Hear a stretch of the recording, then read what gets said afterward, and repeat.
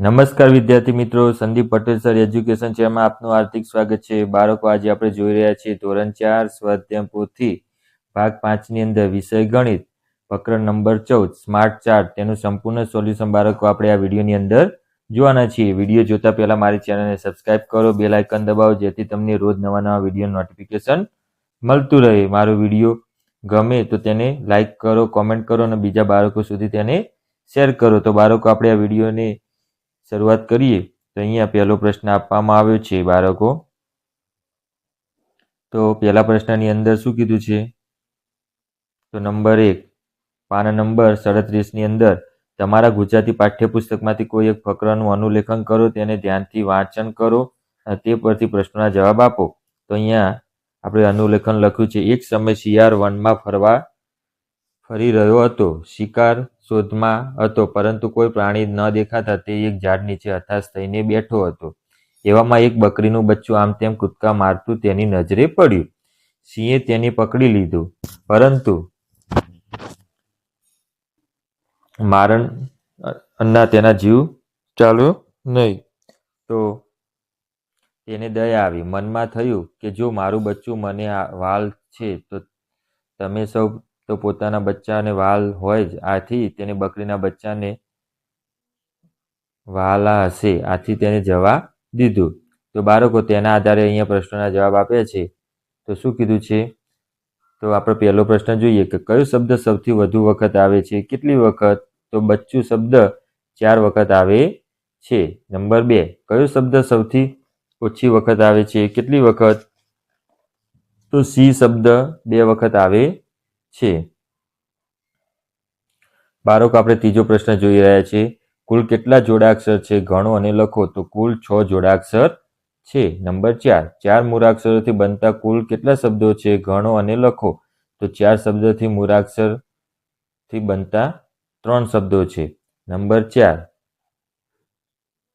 ન મૂળાક્ષર આવતા હોય તેવા શબ્દો લખો અને કુલ કેટલા છે? તો ન મૂળાક્ષર આવતા હોય એવા તો શિકારની, નીચે, વનમાં, થઈને અને બકરીનું, તો આ મૂળાક્ષરો છે। તો કુલ 5 છે। હવે બાળકો, આપણે બીજો પ્રશ્ન જોઈએ પાના નંબર 58 ની અંદર। તો અહીંયા બીજા પ્રશ્નની અંદર શું કીધું છે? રોહિત પોતાના વર્ગમાં 7 વિદ્યાર્થીઓનું વજનનો આલેખ નીચે મુજબ અને તેના આધારે પ્રશ્નના જવાબ લખો। તો અહીંયા બાળકો સ્ટાર બરાબર 5 કિગ્રા વજન દર્શાવે છે। તો અહીંયા આપણે જોઈએ તો અહીંયા વિદ્યાર્થીઓના વજન આપ્યા છે અને અહીંયા વિદ્યાર્થીઓના નામ આપ્યા છે। તો કિરણનું વજન ગણીએ તો 25 કિલો છે, અશોકનું વજન 20 કિલો છે, નિસર્ગનું વજન 25 કિલો છે, ક્રિયાનનું વજન 30 કિલો છે, મિસબાનું વજન 15 કિલો છે, બંસીનું વજન 30 કિલો છે, એ રીતે જોસેફનું વજન 35 કિલો છે। તો તેના આધારે આપણે અહીંયા પ્રશ્નો આપ્યા છે। તો અહીંયા પહેલો પ્રશ્ન જોઈએ બાળકો, અશોક અને કિરણનું કુલ કેટલું વજન થાય? તો અશોકનું વજન 20 કિગ્રા વત્તા 25 કિગ્રા કિરણનું વજન, તો જવાબ આવશે 45 કિલો વજન કુલ। તો બાળકો, આ તો પાના નંબર 58નું સોલ્યુશન। બાળકો, આપણે 59નું સોલ્યુશન આગળ જોઈએ। તો બાળકો, આપણે 59માં પાના નંબરની અંદર બીજો પ્રશ્ન જોઈએ, સૌથી ઓછું વજન કયા વિદ્યાર્થીનું છે અને કેટલું? તો સૌથી ઓછું વજન મિસબાનું છે, જે 15 કિગ્રા વજન છે। નંબર 3 25 કિગ્રા કરતાં વધુ વજન ધરાવતા વિદ્યાર્થીઓના નામ લખો। તો 25 કિગ્રા કરતાં વધુ વજન કિરણ, નિસર્ગ, ક્રિયાન, બંસી અને જોસેફનું છે। નંબર 4 સૌથી વધુ અને સૌથી ઓછો વજનનો તફાવત મેળવો। તો સૌથી વધુ વજન 35 કિગ્રા અને સૌથી ઓછું વજન 15 કિગ્રા, તો એનો તફાવત થાય 20 કિલોગ્રામ તફાવત થાય। નંબર 5 ક્રિયાના વજન બંસીની સરખામણીમાં કેટલું વધારે છે? ક્રિયાનું વજન 30 કિગ્રા છે, જ્યારે બંસીનું વજન 35 કિગ્રા છે। તો બંનેની સરખામણીમાં બંસીનું વજન 5 કિગ્રા વધારે છે। તો બાળકો, આ રીતે તમારે પાના નંબર 59ની અંદર આ પ્રશ્નો પૂરવાના છે। આપણે આગળ જોઈએ પ્રશ્ન નંબર 3। તો પ્રશ્ન નંબર 3ની અંદર જોઈએ તો અહીંયા પ્રશ્ન નંબર 3ની અંદર શું કીધું છે? સલીમભાઈએ ચપાટી આલેખ દોર્યો, એટલે કે પાઈ વર્તુળ આલેખ દોર્યો છે, જેમાં શાળામાં કુલ 100 વિદ્યાર્થીઓની વિગત દર્શાવે છે, તેના આધારે પ્રશ્નોના જવાબ લખો। તો અહીંયા રમતગમત અને સાંસ્કૃતિક માટે 25%, એટલે કે 25 વિદ્યાર્થીઓ, પ્રાર્થના સમિતિમાં પણ 25 વિદ્યાર્થી, આપત્તિ વ્યવસ્થાપનમાં પણ 25 વિદ્યાર્થી, અને સફાઈ સમિતિની અંદર પણ 25 વિદ્યાર્થી, એટલે કે બધા પા ભાગ દર્શાવેલા છે. તો આપણે એના આધારે અહીંયા પ્રશ્નના જવાબ આપ્યા છે. તો પ્રશ્ન નંબર 1, પ્રાર્થના સમિતિમાં કેટલા ભાગના વિદ્યાર્થીઓનો સમાવેશ થાય છે? તો આપણો જવાબ આવશે 1/4, એટલે કે પા ભાગ. નંબર 2, સફાઈ સમિતિ અને આપત્તિ વ્યવસ્થાપન સમિતિમાં મળીને કુલ કેટલા ભાગ વિદ્યાર્થીઓનો સમાવેશ થાય છે? તો આ બંનેનો ભેગો કરીએ તો 1/2, એટલે કે અડધો ભાગનો સમાવેશ થાય છે. એ રીતે નંબર 3, રમતગમત અને સાંસ્કૃતિક સમિતિમાં કુલ કેટલા વિદ્યાર્થીઓનો સમાવેશ કરવામાં આવ્યો છે? તો કુલ 25 વિદ્યાર્થી, એટલે કે જવાબ આવશે A.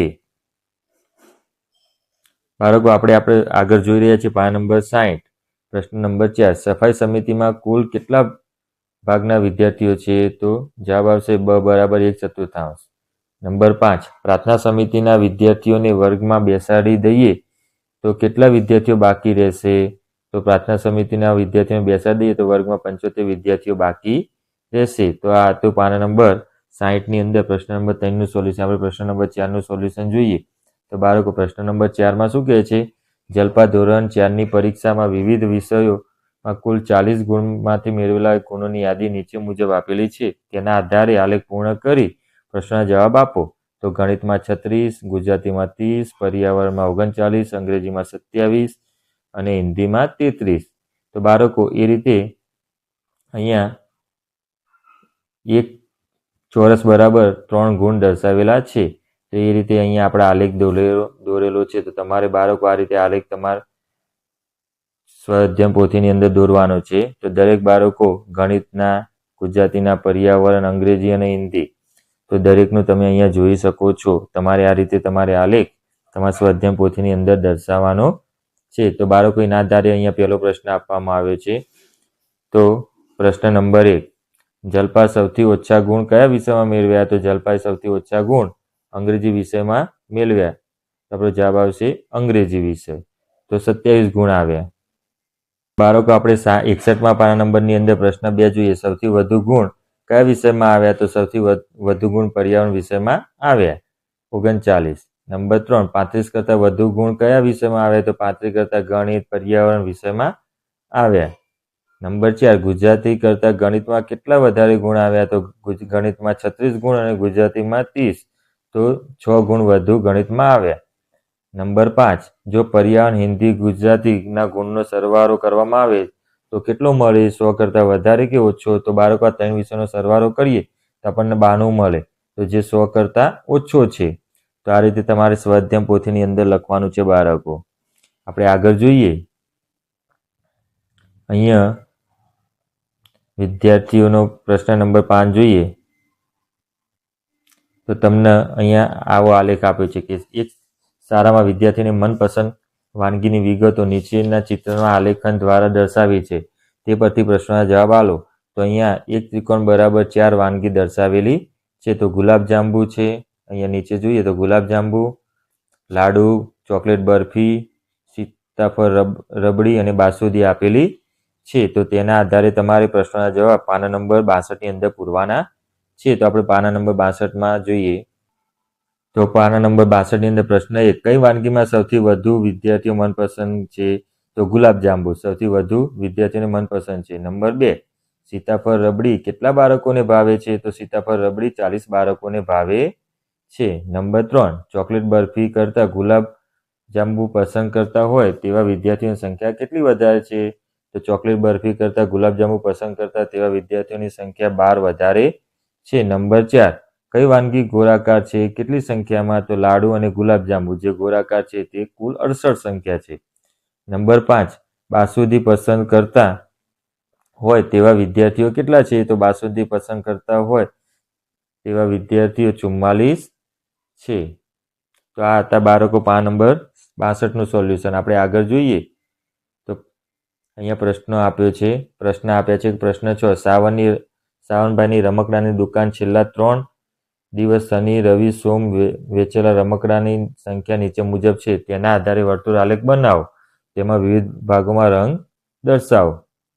તો શનિવારે 15 રમકડા વેચ્યા, રવિવારે 30, સોમવારે 15 રમકડા વેચ્યા. તો બાળકો એ રીતે અહીંયા આલેખ બતાવ્યો છે. તમારે તમારા મનપસંદ ગમતા હોય તેવા રંગ પૂરવાના. તો જો રવિવારે અડધો આલેખ વર્તુળ આલેખ બતાવ્યો છે, તો શનિવાર અને સોમવાર જેમાં પા ભાગ દર્શાવવામાં આવેલો છે. તો તેના આધારે આપણે પાના નંબર 63ના પ્રશ્નોની અંદર 63 પાના નંબરની અંદર પ્રશ્નો જોઈએ. તો બાળકો આપણે 63માં પાના નંબરની અંદર પહેલો પ્રશ્ન જોઈએ. સોમવારે કેટલા ભાગના રમકડા વેચ્યા? તો સોમવારે પા ભાગના રમકડા વેચ્યા. નંબર 2, રવિવારે કેટલા ભાગ દર્શાવે છે? તો રવિવારે અડધો ભાગ દર્શાવે છે.